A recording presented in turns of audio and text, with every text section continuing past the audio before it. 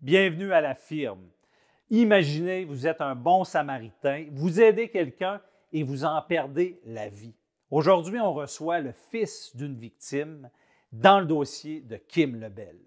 C'est un véritable film d'horreur qui s'est joué dans ce quartier paisible de Québec en fin d'après-midi, mercredi. Donc le 6 avril 2022, Kim Lebel, qui était désorganisé à l'extérieur de chez lui, torse nu, criait. Et c'est là que donc la victime, Jacques Côté, s'est présenté à lui. Il le voit frapper à l'aide d'un coupe-glace sur des voitures dans lesquelles se retrouvent des gens. Des vitres sont fracassées. Afin de tenter de le raisonner et venir en aide à une femme dans son véhicule, Jacques Côté sort pour s'approcher de Kim Lebel. Ce dernier le frappe violemment à la tête à plusieurs reprises, entraînant son décès. Et le présumé meurtrier, Kim Lebel, 30 ans, accusé de meurtre au 2e degré, souffrait de graves problèmes de santé mentale. Le problème, c'est que la famille avait avisé les policiers qu'il était dangereux et qu'on n'est pas intervenu. Un ordre obtenu le 6 avril que les parents transmettent à la police vers 12h25. Après diverses vérifications, les policiers prévoient intervenir en soirée auprès de Kim Lebel, qui commettra l'irréparable en après-midi cette journée-là. L'homme qui était accusé de meurtre non prémédité a finalement été jugé non criminellement responsable. Le fils de la victime croit que la mort de son père aurait pu être évitée. La perte d'une vie humaine, alors qu'il est compris que le décès aurait pu être évité, demeure toujours une tragédie pour les proches ainsi pour la société. Par cette sortie, Simon Côté espère qu'un avocat entendra son appel, qu'il le contactera pour prendre en charge le dossier et défendre la mémoire de son père.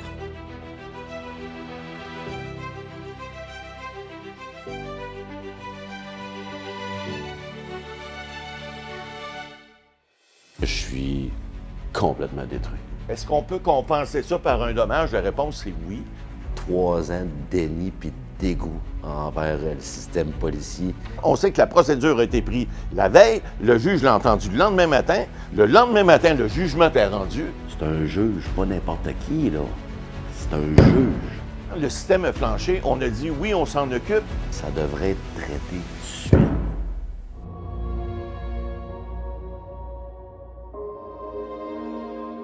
Ce côté, vous venez nous voir aujourd'hui.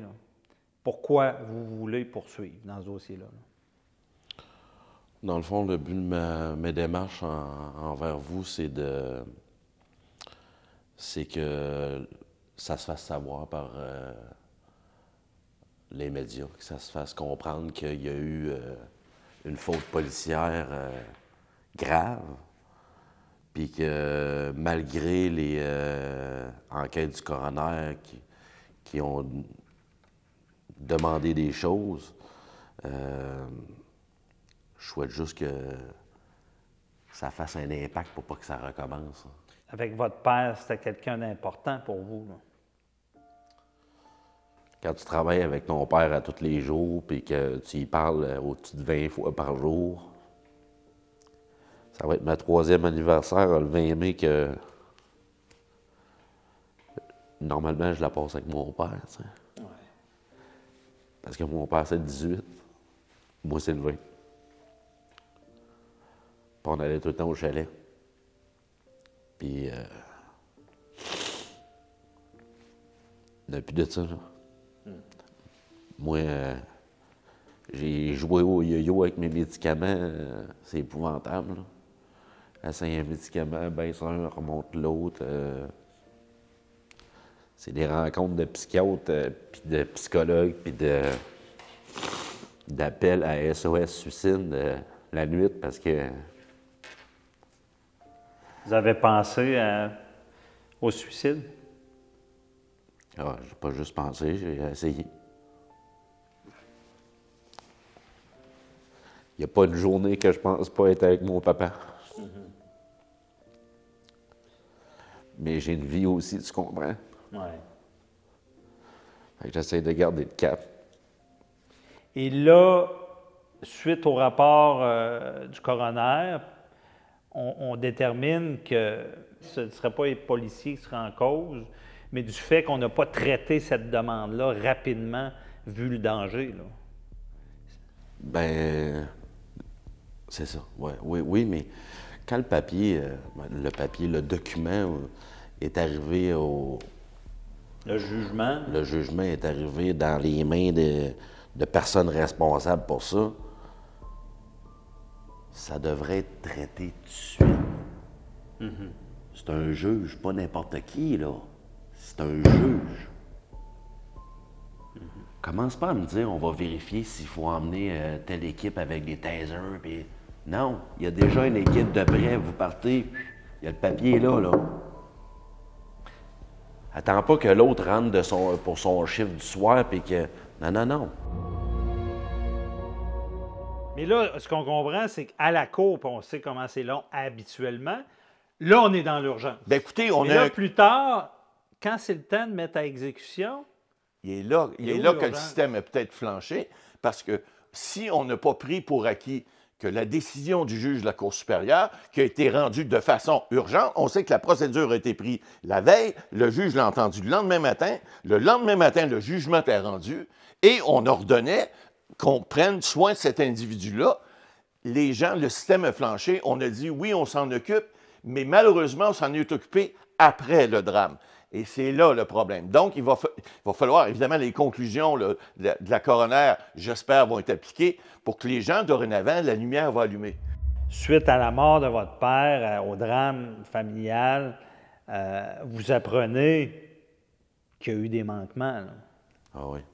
Puis comment vous vivez ça, que le système n'ait pas pu protéger votre père?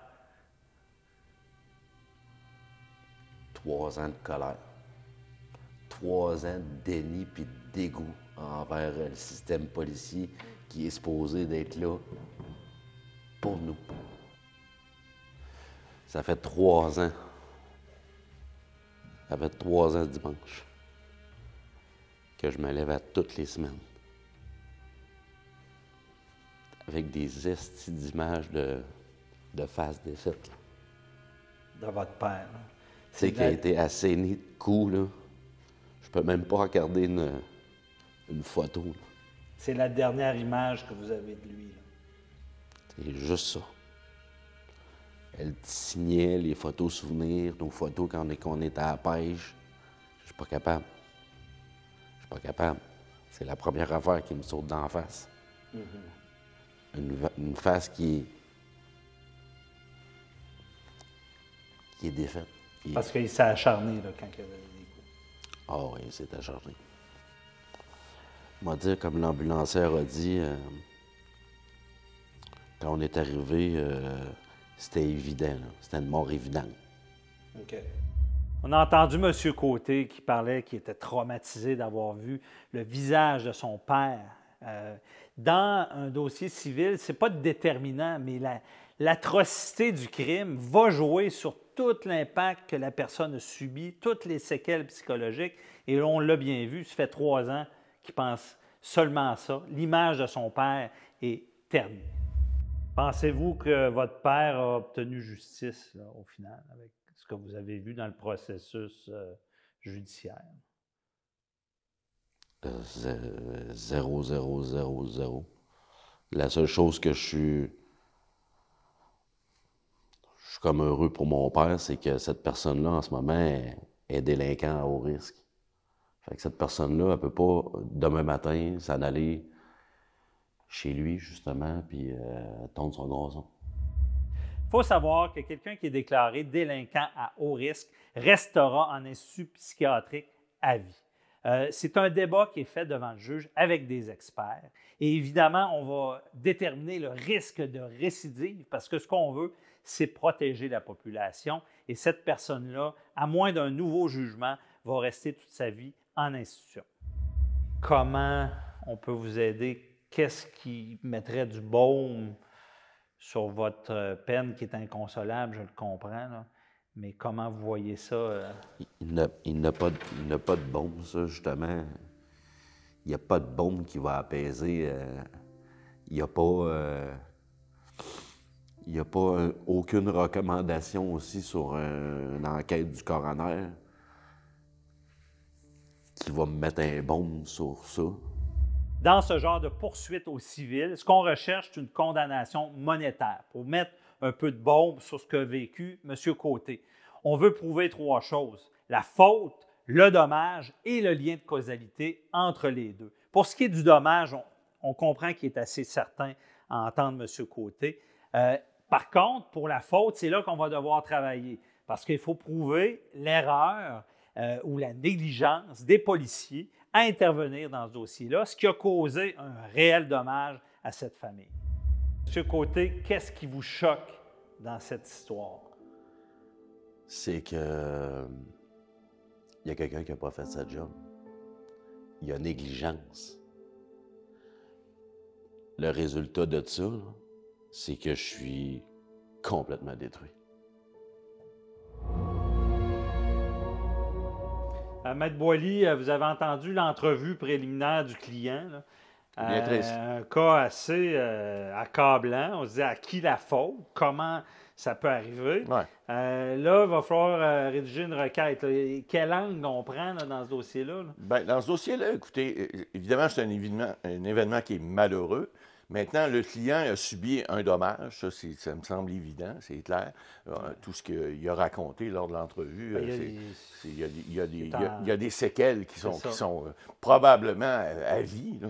Alors, est-ce qu'on peut compenser ça par un dommage? La réponse, c'est oui. Maintenant, comment le faire, comment quantifier ce dommage-là, c'est ça qui est important. Parce qu'il y a une obligation, évidemment, vous savez, dans la loi, il y a une obligation de mitigation de dommages, donc on doit faire en sorte qu'on va essayer de minimiser autant que possible le dommage. Est-ce que cet individu-là est capable encore de travailler? Ça fait 3 ans qu'il ne travaille plus. Là. Bon, est-ce qu'il va revenir d'une façon ou d'une autre avec une incapacité partielle ou permanente? Ça, c'est une autre chose qu'on ne peut pas évaluer pour l'instant. Là, ça va prendre une expertise. Ça va prendre une expertise, puis il va falloir qu'un psychiatre, un psychologue, les gens qui sont experts en le domaine, disent, bon, mais cet individu-là, voici les conséquences de ce drame-là, parce qu'il s'agit d'un drame, vont faire en sorte qu'il va avoir une incapacité ou partielle ou permanente. Si elle est partielle, elle est de combien de pourcentage? Et à partir de là, c'est là qu'on va pouvoir quantifier, parce que chaque point de pourcentage va être évalué en fonction des barèmes, des critères qu'on a. Et là, il va falloir enquêter, vérifier plus à fond. Mais d'entrée de jeu, Maître Boily, on a une cause ici?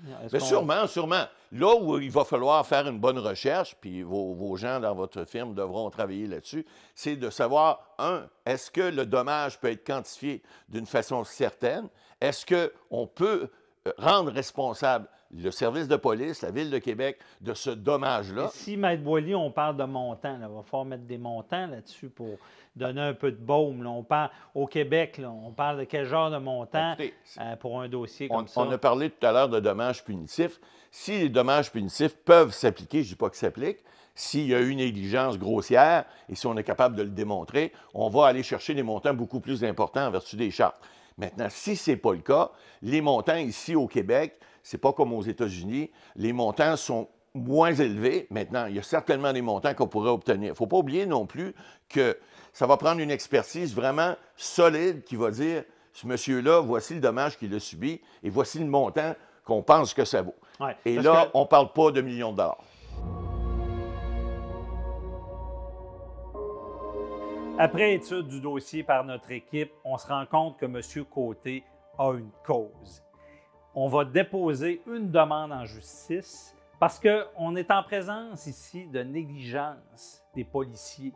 Un jugement en urgence est émis et là, on tarde à l'exécuter et le pire survient, une personne perd la vie. Donc, ici, on peut être en présence d'un dommage et c'est là-dessus qu'on va baser notre requête. On vous tient au courant de la suite. La justice suivra son cours.